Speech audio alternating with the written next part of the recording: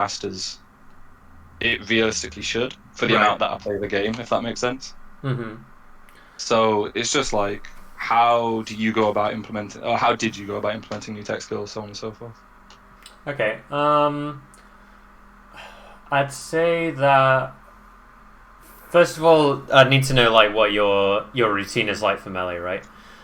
Yeah, yeah. I mean, I used to do a lot of solo practice. I've got quite lazy. Normally, I just go and do combo practice at this point, Hmm. because it's like the place I struggle the most. Yep. But like, I'll just practice things like I don't understand. I don't know. I can't really get a grasp of how long it should take me to learn specific things. For example, like Shine Turn Around Bear. Yeah.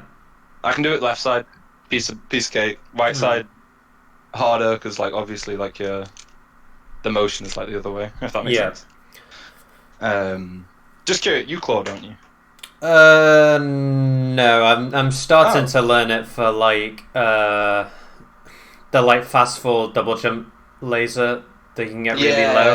Yeah. The two levels. And also maybe for back air from ledge. I'm not sure yet what I'm going to do with that. But yeah, I Do you feel need it for back air from ledge? Is it for drifting back air? Is that what it is? it just gives you like slightly more drift and control over where you place the back air. But yeah, at the moment I don't feel like it makes enough of a difference to learn it, but I could be wrong. But yeah, I feel like to actually learn the tech, it probably takes. Like this is learning it to just the point where you can do it like in your bedroom and solo practice pretty consistently. Yeah. I'd say is like a week. I want to say if you did something for like 10 minutes a day for a week, I think. Oh, okay. So you think? Yeah. I was just gonna say, do you think like breaking it up into small chunks and repeating is better than? Yeah. Repetition is always better than doing something 6 times for 10 minutes is better than 1 time for an hour. You know. Yeah. It's just like a more efficient way to build muscle memory. But to get it to the point where like you could do it in tournament, with your eyes closed. yeah, in not playing tournament anything, game 3 last stock sort of thing, it's a lot different, right? Okay. But for like general purposes, I'd say like practice it. I don't know, probably like 10 minutes a day for a month, and then you'll be able to do it in games consistently. That's what I think personally. If you're like focusing on it while you're playing, to get it to like a tournament ready, like game 5, like I said, then it might take a little longer. Yeah. But yeah, obviously it depends like how you're practicing it as well. So for example, if you just trying to think of the best way to describe it. You want to be looking for like how you're messing it up basically, and then like making a mental note of that and like fixing it, right? Am I too slow? Am I too fast? Yeah, exactly. So if you're not taking note of that, then it's going to take longer because you'll just be building in bad like muscle memory habits. So there's that. It also helps just on the topic of like breaking it up as well. Once you get to the point where you can sort of do it consistently, so say with Shine Turnaround Bear, right? Yeah. I know I can do that consistently, so then I might add to that doing like an approaching laser into the corner, and then I'll do run off Shine Turn Back Air, right? Because that adds another layer to it. Yeah, because like you're not going to just be in game and then randomly doing it. Like there'll be an action you do beforehand. I actually recognise that. Like, question. When I'm edge guarding Fox Falco, like when the side beam to the ledge and I don't have enough time to do like run off, double jump down air or whatever it is.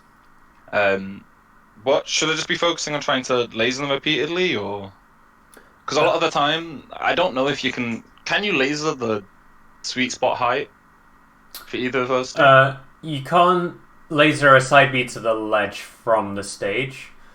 Okay.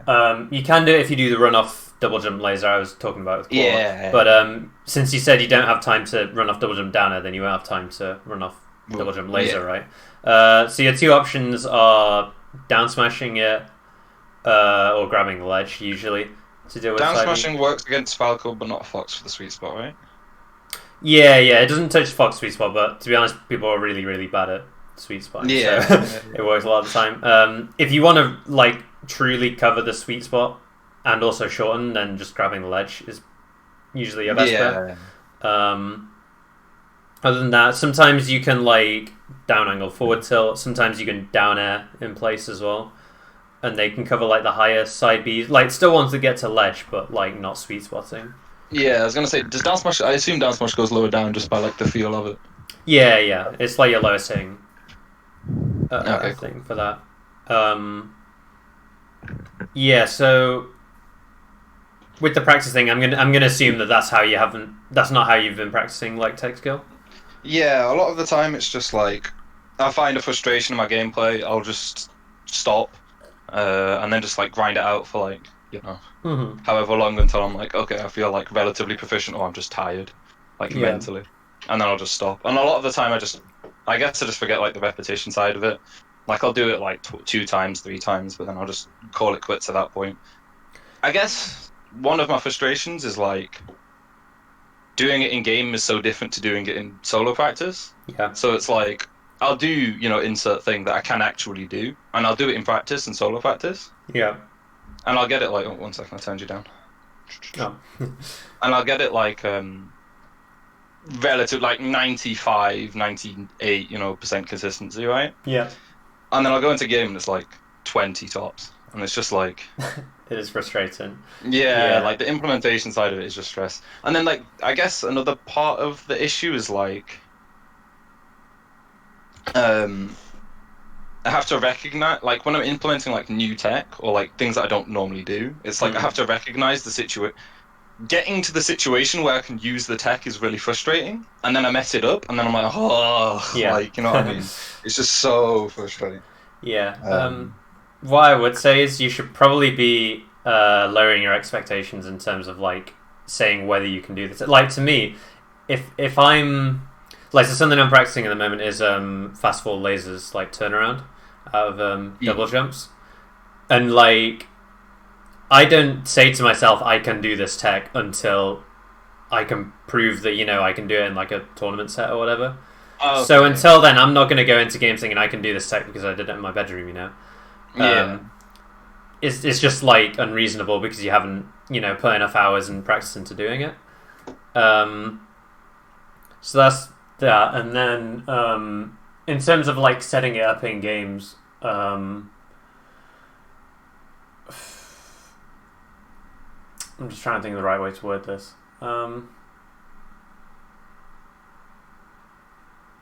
Like I wouldn't be thinking about anything else that's going on in the game other than like getting this like executing the specific tech right. So what's happening beforehand and like how hard it is to set up the situation shouldn't really be like going through your mind really, if that makes sense. Complete non-focus. Yeah, if like the goal of the game or set of friendlies or whatever you're playing is to hit a shine turnaround back air, then it doesn't matter like if Moth is power shielding all your lasers or something like that, because your like perception of how well the game is going or how useful it is how close you're getting to like hitting this piece of execution. Yeah. I do want to say I can do shine turnaround back air. It was just like the first example I gave. No, it's just like an example. But yeah, so when you mean like because you said about like how go about improving and stuff, is it mainly like tech skill execution stuff, or do you mean I mean like neutral stuff? Yeah, obviously in-game stuff. I think one of my I feel like I really need to like develop a solid like actual percent based game plan. Do you know what I mean? Yeah. I feel like a lot of the time it's very vague for me, and like what I was saying with the punished game side like last session was like I just want to know what I'm trying to hit people with at what percent, so that I can actually lead to a kill. Do you know what I mean? Because a lot of the time I'll end up just like doing some like I'll do down air, but it gets shielded, and then I'll shine, and then they go too high up for me to combo from it, and then I'm like, what was the point of that interaction? It's like the visible ward field. Do you know what I mean? It's just like, I got 7%. Cool. Yeah. I mean that's just part of Falco. Sometimes is like his moves don't link us, and like he gets Motheritis as well, right?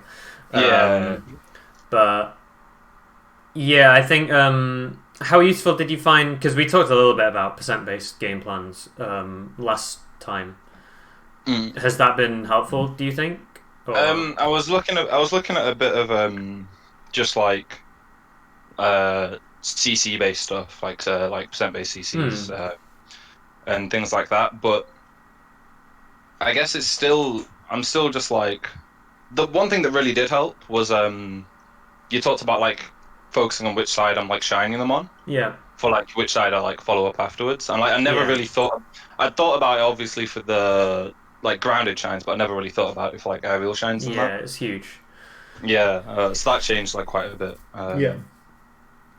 But I guess like a lot of the interactions off the like let's say I shine them on the top platform. Yeah.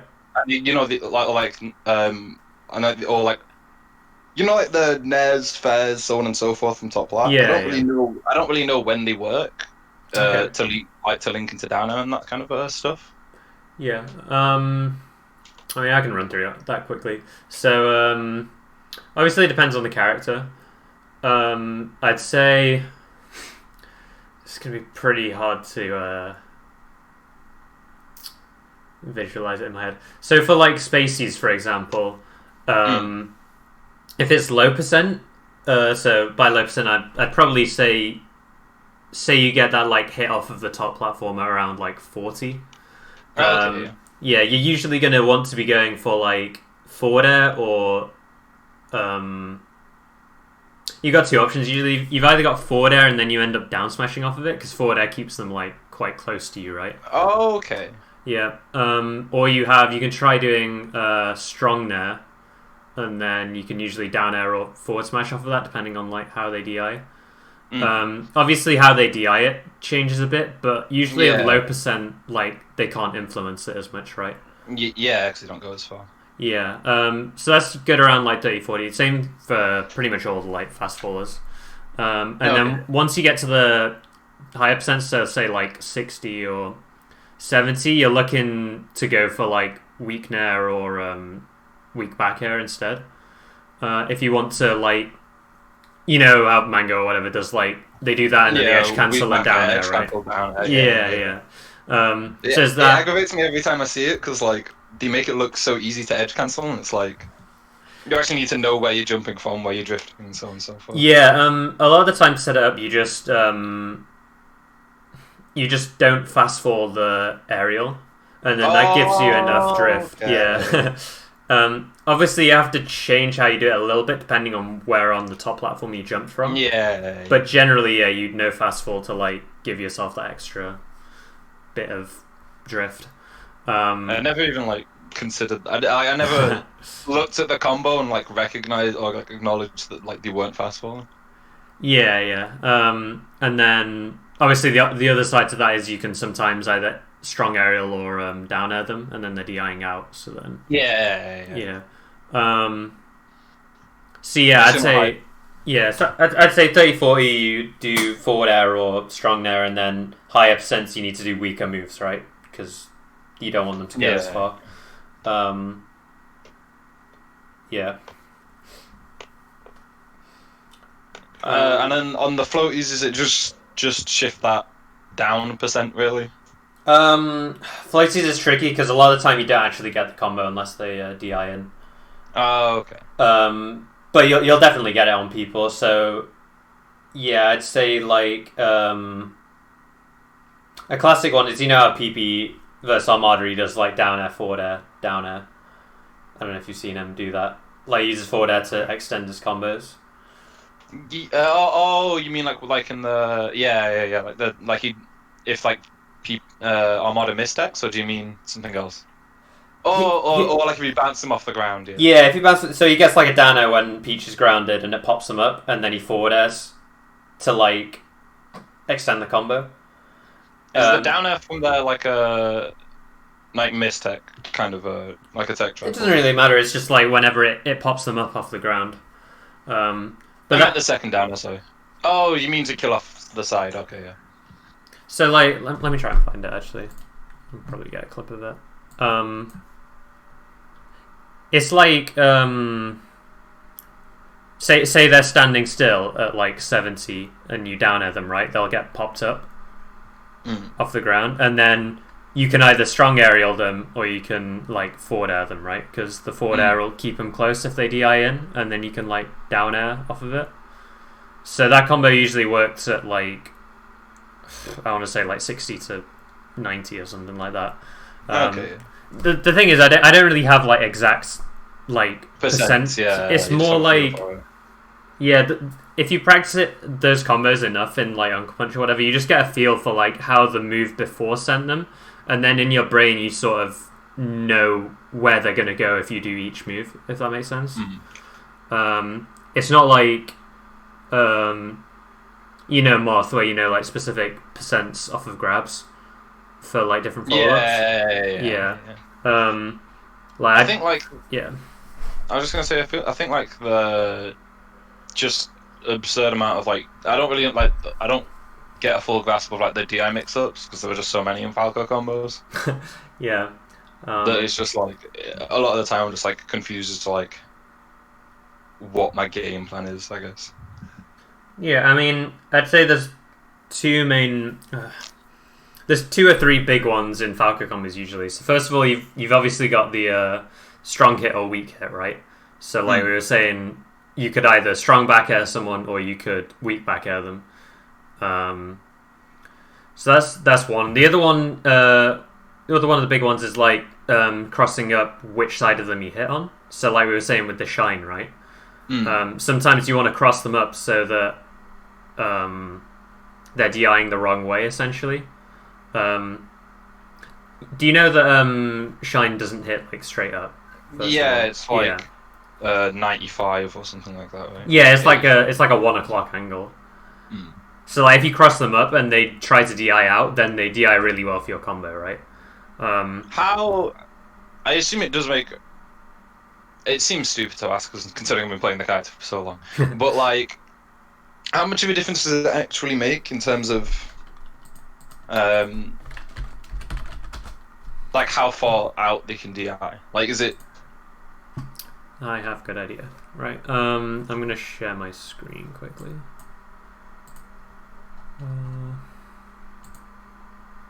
Because I know for like Fox Falco combos, you can't get the shine like you get like an aerial follow up if they DI the other way. But I feel like with floaties it just feels so much more vague. Can you see my screen? Okay, yeah. So if I do shine, yeah, sure. Let's go with 80%.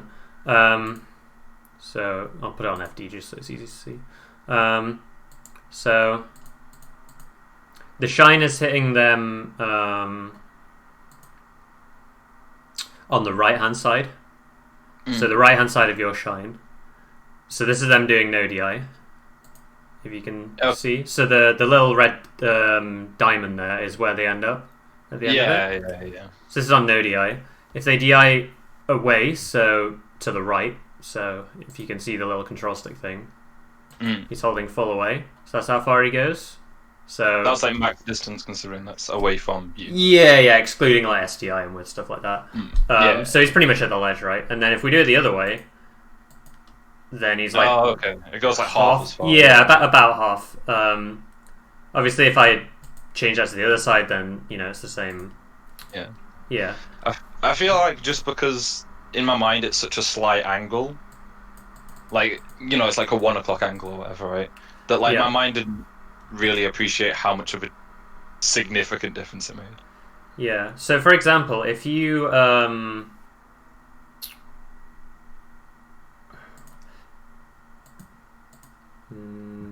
not best. Okay. If you so you're shining someone where this triangle is, right? If they DI away here, then you have this whole platform to like wave dash onto and run along to follow them up, right? And then if they DI the other way, then you can go up here instead. But if it's the other so say you hit on the wrong side of shine and then you go up here, then they're all the way over here, right? And you can't get to them. Just gone, Yeah. So then if you hit on the wrong side of shine, you can only cover one side, but you get to cover it better, if that makes sense. So when I'm shining people in this position, I want to be shining them so I'm on their left. I want to be Yeah. Like I want to make the furthest DI off stage, pretty much. You want to position yourself after the shine so that you can cover their best DI. Mm. So for this one, if you're hitting with the right side of shine, his best DI is off stage here, right? Yeah. So I want to go to this side platform because that gives me the best chance to cover this.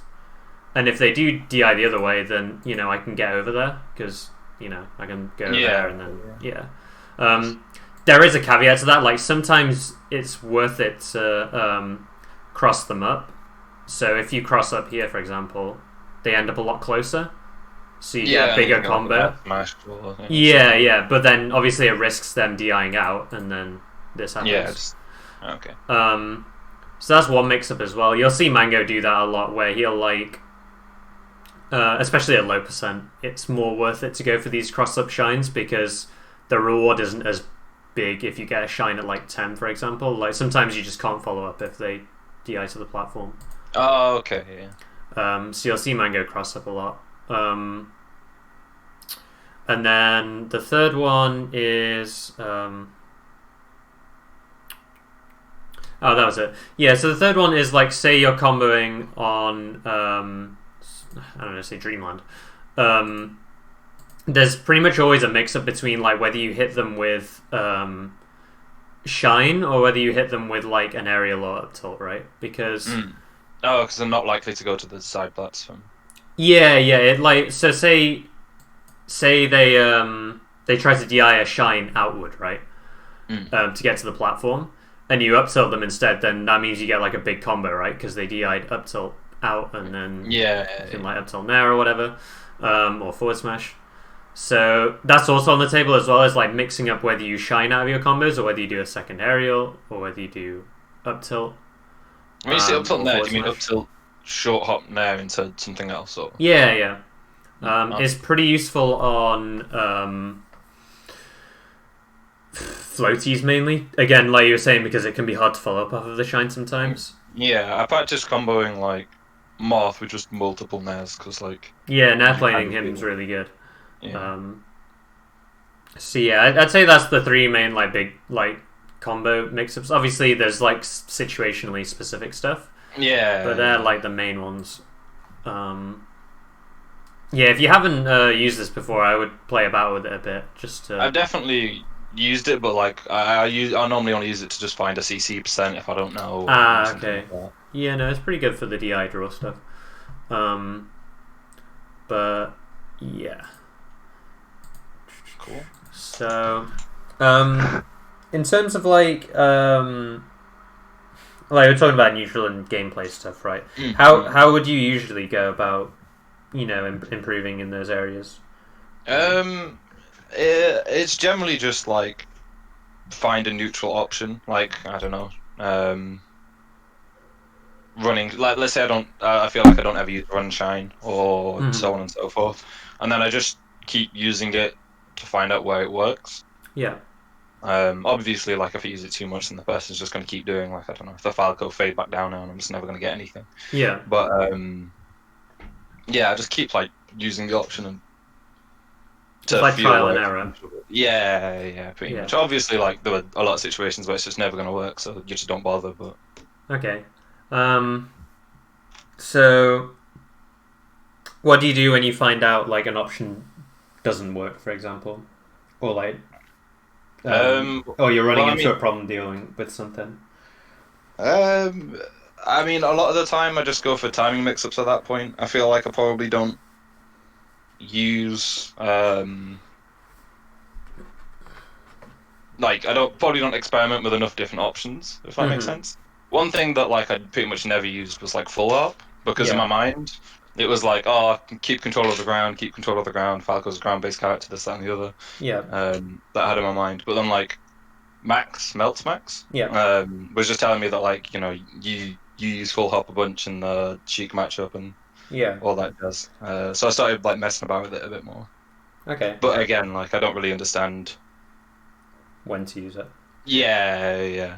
One of the things I just struggle with is properly observing my opponent as a human being that has habits. Do you know what I mean? Yeah, I get it. Like so on and so forth with that. Do you ever watch your own games back, or? Yeah, I do. A lot of the time, it's just like one of the things like that I always find frustration with is like it'll just be, text galera into trying to recuperate from text galera. Like it's not, I don't know, like neutral, I guess. Yeah, it's just it feels like I made a you stupid mess mistake. up. Like, yeah, I find a lot of that. And then, but yeah, like it's really strange when I look at my own games. I find it much harder to like properly observe my own games than I do if I'm like looking at a set for someone else. Like when I'm looking at a set for someone else, I come up with like a million ideas. I'm like, oh yeah, you could have done this here, this here. Yeah. And I look at my own games, and I'm just like, I guess because I'm playing it and I know, like I remember, specific interactions and this, that, and the other. Yeah. Like when I make a mistake, it's so much more blatant to me. Do you know what I mean? Yeah. Do you watch pro games a lot? That's probably what I do more than look at my own games. Okay. But like a lot of the time, because I recognize that I'm not like looking at a pro game in order to solve a specific problem. It just takes so long. Like sometimes I'm like, oh man, I have this in this certain issue, and then I'll watch like an entire set of a pro game and it doesn't come up once, and I'm like, oh okay, cool. Yeah. And then it's like I don't know why it's not coming up. I don't know why this person's not doing this thing. Yeah. But I just know they're not doing it. So like things like that are strange. Yeah. Like when like someone's beating something, but something that isn't direct. It's just like invisible. Yeah. When you watch pro games, are you just watching like top player versus top player, or? Generally speaking, yeah. I don't normally look at top player versus not top player. Yeah, because I was gonna say a big thing is like watching top players play like pools games and stuff like that, because you want to know how to beat the options that are prevalent at your level, right? So it doesn't make sense to watch like top level versus top level games, really. It does make sense for some stuff, obviously, but if it's like a moth is spamming forward smash and you don't know how to deal with it, then I wouldn't be watching Mango versus Zane. I'd be watching Mango versus random 15th in Chicago North moth that's playing in Evo pools or something, or like if it's a UK player, you could watch me versus them. You could watch Tino, Mordo, like. I think Rich P was saying he found that really helpful when he lost a couple of sets to Liam. And then I just sent him some of my net play games with him, and he was like, "Damn, this is like way more eye opening than like us watching, Mango and Ginger play Falcon Hitters." Yeah. So I think that can be really useful. But do you feel like? So it does sound like you have a bit of a plan when you go into watching pro games. Yeah, normally, I mean, like, a lot of what my frustrations have been recently are like combo game things. So like I've been just like looking at that like a billion times. But obviously, like if I watch Mango, I feel like that's definitely something I need to do, because when I watch like Mango versus Zane, I see Mango does this, that like dare from ledge, and then Zane just like slide off DI grabs ledge. Okay, cool. No moth anywhere like within 500 miles of me is doing that. Yeah. So it can be a bit tricky. I also think if you're just looking for punish game stuff, just binge watching combo videos can be pretty good as well. Oh, okay. That's how I learned a lot of my stuff. Was I just watched combo videos from like Mango, PP, West, and just sort of put them together and got like a general idea of like how combos should go in these sort of positions. And then you might have been in my stream when I've said about this, but also going into 20xx and putting it on random %, and then just beating up a bot. I definitely haven't been your stream when you're doing that. Random %. I didn't even know it was an option, to be honest. I honestly don't have 20xx right now because I just use Uncle Punch for like half the combo thing. A lot of people do. I just find that one really useful. So you can set it so every time you save state and replay, it randomizes the % between a range that you set. So, because one of the problems, I think I've messed about with the 20x options to like hell and back, you know, like yeah, before Punch came out. yeah, because one of the problems is people practice combos only at like 0, for example. Yeah. And they also only practice them off of like down air shine, which is Yeah. not a very big part of Falco's overall combo game. It would be lovely if it was, but yeah. So like, if you feel confident with those combos, I would instead, in fact, because we were talking about it, I would put a Fox on the top platform at 50, and then practice, up till weak aerial or strong aerialing him, and stuff like that. You just want to be a lot more specific with, what you're working on. Yeah, rather than just my punish game needs to be better, or my tech needs to be better. Yeah, I guess like a lot of the time, I find. How do I explain? When am I landing a vault up tilt on Fox on the top platform? Do you know what I mean? It feels so. I feel like I'm missing so much that like focusing on specific things is like worthless. But I understand that like it's probably that mentality that is wrong rather than it actually being like. Well, I mean the situations to focus on are the ones that you see in your like gameplay when you watch it back, right? Oh, okay. Because it's not gonna all be you just messing up and getting hit the whole game. Like you will have moments where you're like doing stuff, and you're probably just messing up combos, and then that's the ones where you go, right, I'm going to sit down and practice this. Trying to think. Yeah, honestly, that's all I did. I just watched a lot of combo games, beat up CPU bots a lot in like specific spots. And then I watched my videos. One big piece of advice when I started playing was always like, getting like 50% off of every hit or whatever. Now it's a bit different because stuff's so optimized, but that's what PP always used to sort of tell himself. Just get insert percent, insert percent, insert percent, insert. Yeah, and if you ever listen to Armada talk about improvement as well, he always says like, how do I get more out of this situation? That's what he's always thinking in his head. And that's why he's so good at, like he can pick up Pit or whatever and do, like crazy combos. Or like when he first picked up Fox, he did the like the falling up airs, which were new at the time. Yeah. It blows my mind that like things like that just are new. Do you know what I mean? Yeah, and like, people didn't Armada shine either. it's like the ult scene, like learning that you can just double jump, like. yeah. But yeah, I think you. It sounds like you're doing all of the steps. Then you're playing a lot. You're practicing your tech. You're watching your invods, watching pro VODs. But I guess it isn't focused in the right ways, and you're also sort of like not linking them together well enough. If that makes sense. Yeah, I probably feel. I feel like that's probably just about right. I definitely feel like I'm lacking like structure when I'm doing it. I'm just like, I've played a bunch. That I've played like I was just playing Melee for the past 2-3 days, so I guess I'll go and do a bit of this and a bit of this, so on and so forth. Yeah, I'll just try and like balance that time rather than like actually link them together. Yeah, I mean, I can walk through how I approach like linking all those together if you think that would be helpful. Yeah. So. I mean, you can start from pretty much anywhere in the sort of cycle is the good thing. So let's start with just after a tournament, right? I think that's a pretty good place to start. So after the set, I'll have usually wrote down what I was thinking during the set. What did I feel like was hitting me a lot? What was I struggling to deal with? Yeah. If I was messing up anything, I'd write that down as well. And then I come home, I watch the set on stream, or on the Twitch stream or whatever. That's brutal.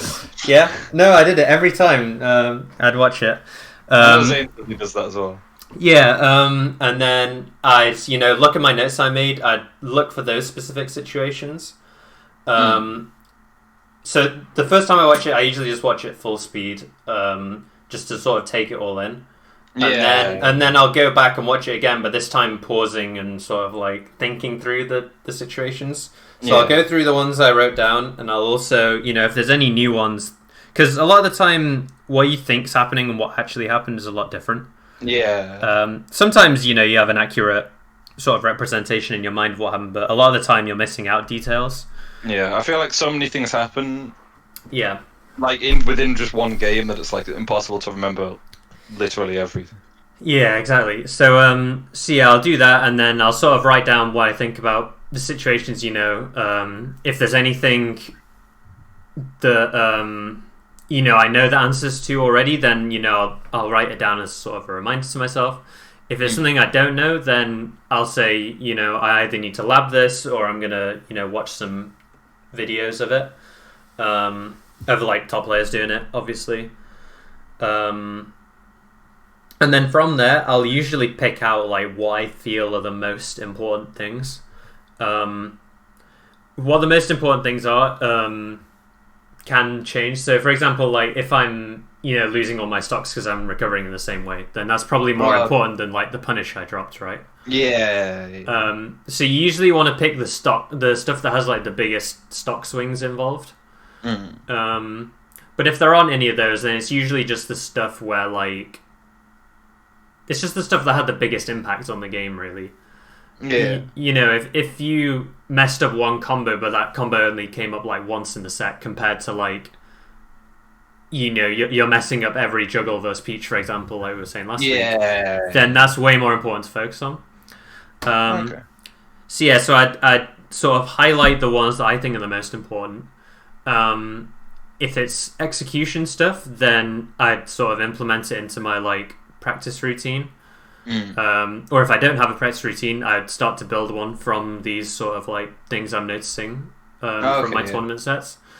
And then if it's more of a like gameplay thing of like picking certain options, then I would create a separate document that has sort of like stuff to focus on in like specific matchups. So like I have a Moth document, for example. I've got one about shooting specific heights of lasers, for example. Oh, okay. And then if I was hosting a fest, I'd sort of like look through those notes and think about what I want to be working on that day or whatever. If it's like unranked Slippy, then I usually just have it on my screen or on my phone or whatever. And I'll just look at it every few games, especially if I feel like I'm going a bit autopilot. Then it's good to sort of like recompose yourself. I definitely feel like at some point I just like lose concentration on the thing I was focusing on and just like I'm just trying to beat a certain person. Do you know what I mean? Yeah. And it's annoying. Yeah, go on. I was gonna say like running into. I guess I feel like I should probably play people that are significantly worse than me. I don't know, like how worthwhile that is. I think you can. It depends on what you're trying to get out of the session. There's value in pretty much every level of player, other than like if I was to play my like bottom seed in a pool, for example. Like that's the point when it gets to like a waste of time, really. But like even if we were to play, I'm sure I could come up with stuff I can work on, or like there'd be one or two things you'd be hitting me with that would throw me off. So sometimes it's just about figuring out what is this person doing that I'm struggling with. But if you're playing like a really good player, then a lot of the time it's just about like sort of taking in what they're doing and getting used to playing at that level, if that makes sense. Yeah. And then if you're playing someone within like say a skill tier of you, then that's when I'd probably be practicing like how I would play in tournament, for example. Okay, yeah. Just because, like, it's... The people I'm trying to beat, regardless of if they're... Yeah, exactly. Yeah. You can also practice, like, the stuff you've found from your VODs or whatever, but I feel like it's usually best to build it up from, like, being able to execute it versus a bot, and then versus a bad player, and then versus someone your level, right? Yeah. You want to, like, build up in stages. So then, so after I played that session or unranked or whatever, I'd usually go back, look over the VOD, see how well or how close to what I wanted to do was sort of happening in the games. If I feel like it's working out, then I know that I just need to sort of keep grinding this until I can test myself at the next tournament or whatever. And if I feel like it's not working out, then it's sort of like figure out why. Do I need to go back to the drawing board and find some other answers, or is it that I'm messing it up, so I need to solo practice it more? And yeah, that's pretty much the sort of end of the cycle, right? Yeah. But you can see how like it pretty cleanly links into like all of those like individual things you were doing. It's more of the same thing than anything else. Yeah. I personally find that writing down stuff helps a lot, just because it gets it out of your head, and then, like I said, you can look at it to remind yourself, and it's just easier to focus, I find. So I definitely recommend writing stuff down. There's sticky notes, but I can't type in them, and I don't know why.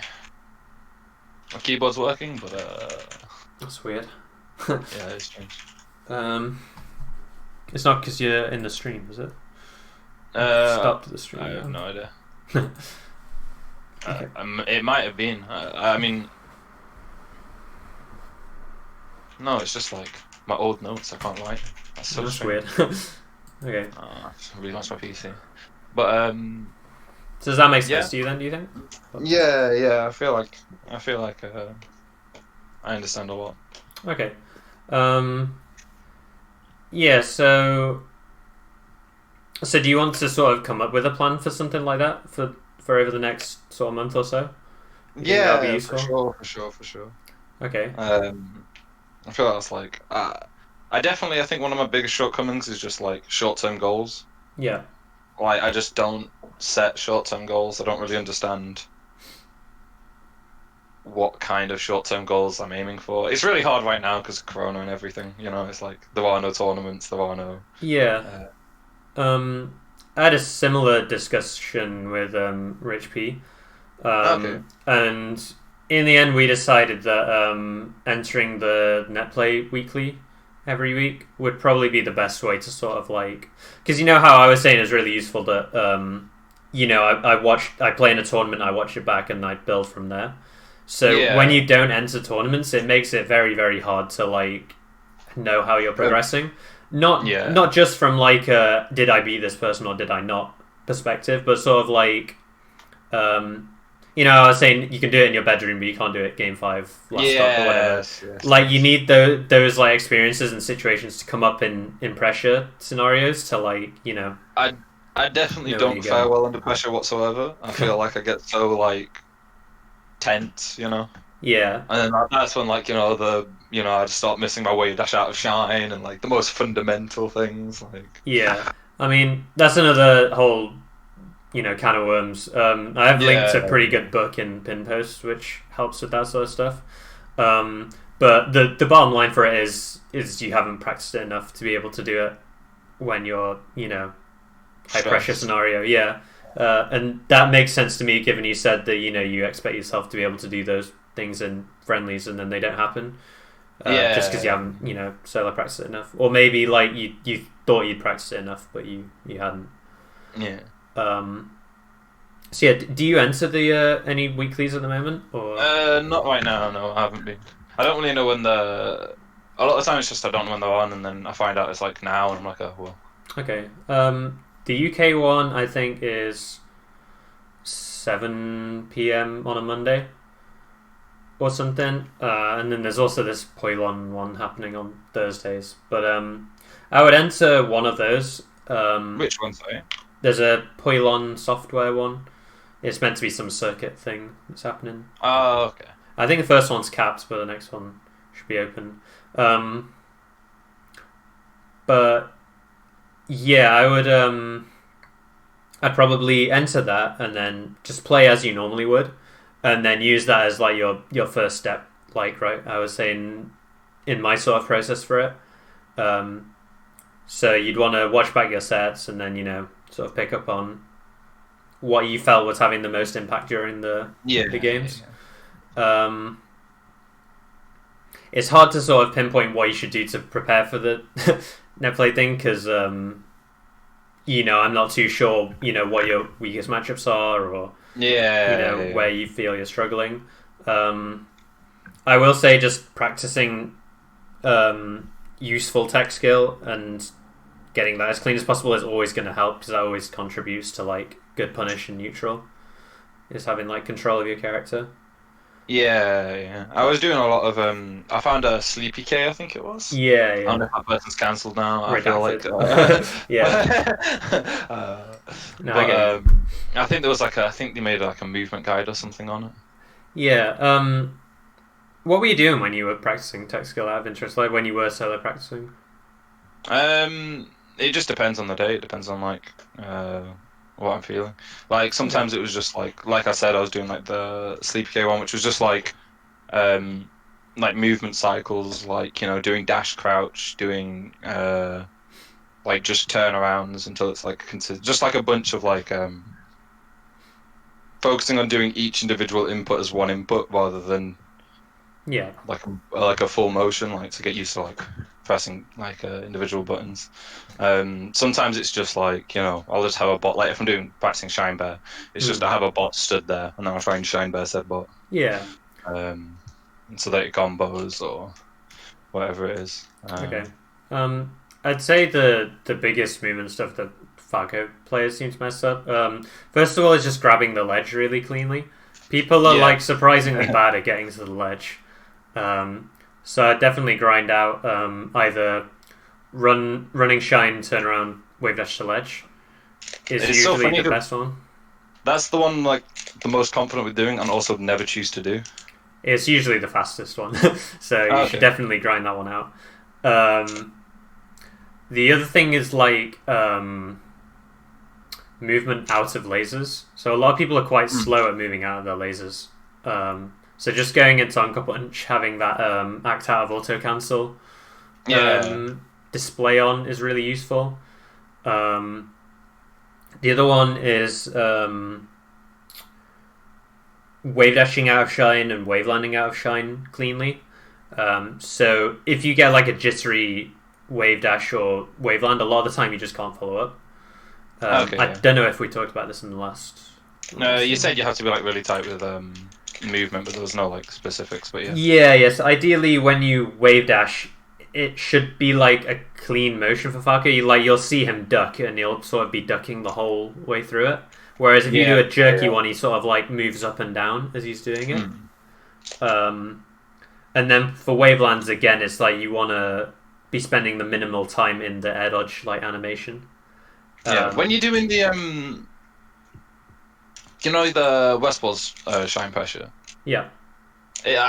It confuses me so much. I don't understand like I don't understand Yeah. what's going on half the time. Just in terms of like So all he's doing is execution on it, because I know it's just like shine, jump, jump, like airborne shine, wave, like jump, wave down, wave line down.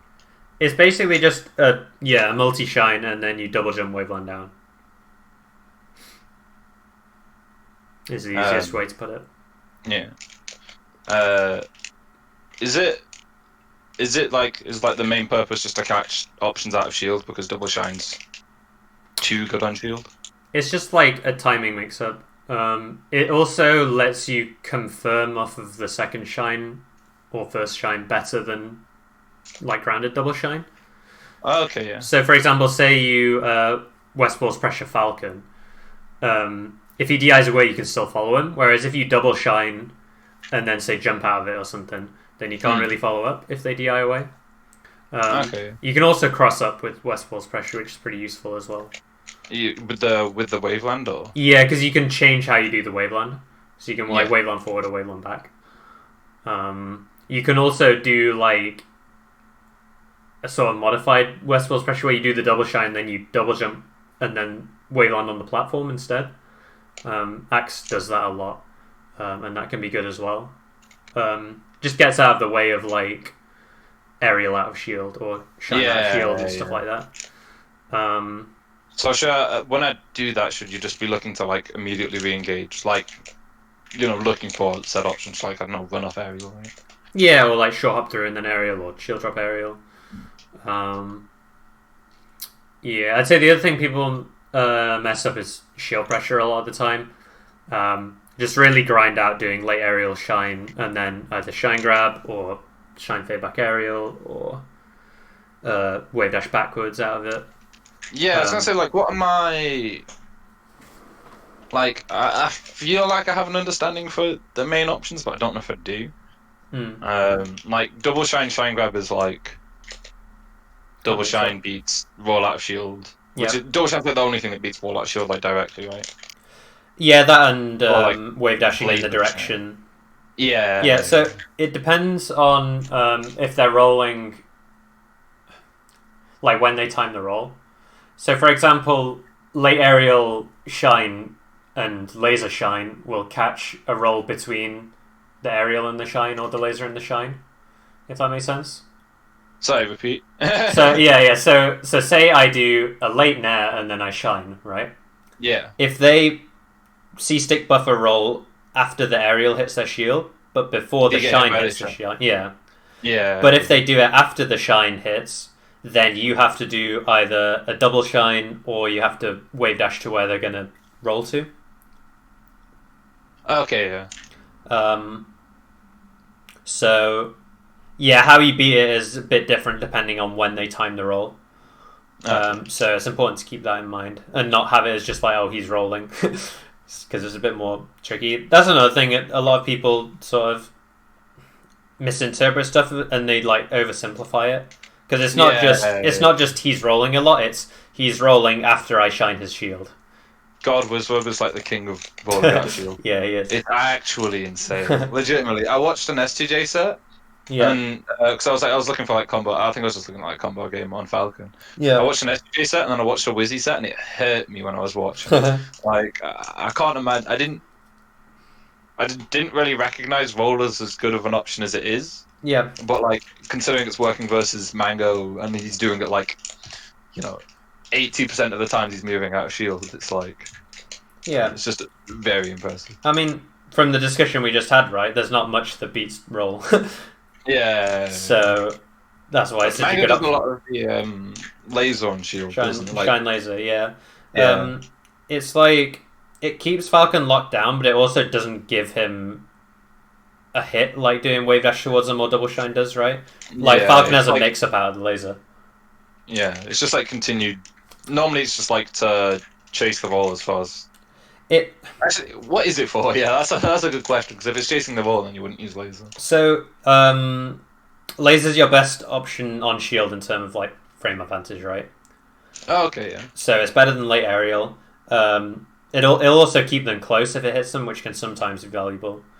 It's also better versus light shield as well because it doesn't push them away, but still gets the light extra stun. Yeah. I definitely haven't encountered that many people that use light shield and. Yeah, if they do, just start lasering them in shield pressure and you'll body them. But yeah, and then it also has the added effect of like if you laser, it also covers one of their roll directions, right? The downside of it is obviously you're not putting out a hitbox for 13 frames at the very least. Is it 13? Yeah, 13 to get a laser out. Oh, okay. But obviously, if you want to do delayed laser, then you're spending more frames. With nothing out. Is that like the highest the highest frame on laser? Okay. Yeah, to laser from the ground, it's 18 frames because you need to go through 5 frames of jump squat. Yeah. Yeah, it's pretty useful to know that just in terms of like. Yeah, I think normally I thought that like laser came out in frame 22, and I think that's because you can't. Like it's always a high it's a high laser that goes over people's heads if you shoot it before like before like 4 frames of jumping or something like that. It is something like that. Yeah, I'm pretty sure because like you can't start your fast fall until frame 14. That's what I saw on melee frame data. Yeah. Lasers are weird with like frame data and stuff, but it's good to know that it takes like quite a significant amount of time in terms of like, melee time. Yeah. Yeah, was there anything else, or do you feel like that gives you an idea of what to do? Yeah, I feel like I have like enough to focus on at this point in time, Yeah. Can you just quickly run over you said like the three major points. It was weak hit versus strong hit. Yeah. I just can't remember what the last one was. Yeah, so weak hit versus strong hit. So, for example, strong nair versus weak nair. You've got crossing up what side of them you hit on. So, for example, shining on the left or the right side changes how they need to DI. Yeah. Same for down air as well. And the third one was mixing up whether you extend your combo with shine or whether you extend it with aerial or up tilt or forward smash. So, for example, if I'm hitting with the right side of shine, they want to DI full away, right? Usually. Yeah. So then, if you forward smash them instead, then they're DIing away. Is forward smash reactable or no? Technically, but nobody reacts to Oh, it. okay. Because I was gonna say I know like with startup frames plus the hit lag frames, like yeah, it's probably. I was like, it must be reactable. The thing people react to usually is the fact that you stayed on the ground. Oh, okay. Yeah. So one mix-up you can do sometimes is you can say you shine them to the ledge or to near the ledge. You can mix up forward smashing and down tilting because they DI in for the forward smash and they get popped up by down tilt. Okay, yeah. Yeah, and they don't have the because usually people see the cue of you jumping at them and then they, choose their DI. But if they see you running at them, they're like, oh, he's gonna forward smash. So yeah, or another example is like say people want to try and DI shine to the top platform, which is quite a common way to escape fuck it is at higher levels. If you go for nair instead, then you're DIing up on a nair, which is usually pretty terrible, right? So yeah, I'd say they're the three like main ways of like your mix-ups in combos. Okay, cool. Yeah, I'll focus on those. I think for the week, and with in terms of trying to get it in a what's it called? Not formula, game plan, not a game plan, practice routine. That's the yeah. I'd say from now until the tournament next week, I would just watch some of your games, see what you're messing up, and then you've got an idea of like sort of what to expect. And then you can start to put together a routine of like, okay, I need to practice the execution on these things. Like I said, do spaced repetitions to do it for like 5-10 minutes, and then don't do it for the rest of the day. And once you feel confident with it, try to link it in with other stuff. So, for example, shoot a laser before you do it, or do it out of shield, or something like that. Just to make it a bit more complicated. Yeah, something new, something like in-game situation. Yeah, and also look at somewhere else on the screen rather than at your character is a big one as well. Yeah, I normally look at my opponent whenever I'm. Yeah, I usually just put a bot in like the center and then look at them. But you can also like look at in any sort of empty space on the stage. It's just as good. Yeah. Okay, cool. Cool. Sick. I'll try and upload this tonight then, just so I don't forget. And it would also mean you'd have it before the netplay thing. Yeah. Yeah. Cool. I'll ping you if it's not up whenever. All right. Yeah. Cool. Well, cheers. Yeah. See you in a bit then, dude. Yeah, peace.